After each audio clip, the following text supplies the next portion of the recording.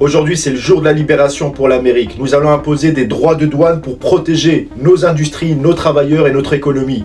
Voici les tarifs, 34% pour la Chine, 20% pour l'Europe, 24% pour le Japon. Nous allons faire payer tous ceux qui profitent de nous. Chaque pays qui nous a volé nos emplois et profité de notre marché devra payer sa part. Monsieur le Président, mais cela risque d'augmenter les prix pour les consommateurs américains. Non, les droits de douane sont une taxe sur un pays étranger qui profite de notre économie. Permettez-moi, Monsieur le Président, mais un droit de douane n'est pas une taxe sur un pays étranger. C'est l'importateur américain qui le paye lorsqu'il fait rentrer des marchandises aux États-Unis. Mais ce sont toujours les pays étrangers qui nous inondent de leurs produits à bas prix. Prenons un exemple. Mettons une entreprise américaine qui importe des téléviseurs depuis le Vietnam pour 500 $ l'unité. Avec un droit de douane de 46%, elle doit payer 230 $ de taxes au gouvernement américain.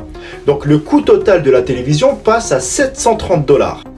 Maintenant, deux possibilités. Soit l'entreprise absorbe le coût et voit ses marges diminuer, soit elle augmente le prix de vente et ce sont les consommateurs américains qui vont payer la différence. C'est vrai, mais l'objectif c'est que ces entreprises fabriquent aux États-Unis plutôt que d'importer. Et si une entreprise veut vendre en Amérique, elle devra produire ici, embaucher ici et payer ses impôts ici. C'est un choix stratégique mais qui selon moi peut provoquer une récession. D'ailleurs, la réaction du 10 ans américain sur les marchés le prouve. Certains pays pourraient aussi répliquer en augmentant leurs taxes sur les produits américains. Alors on négociera, mais cette fois-ci c'est l'Amérique qui fixe les règles.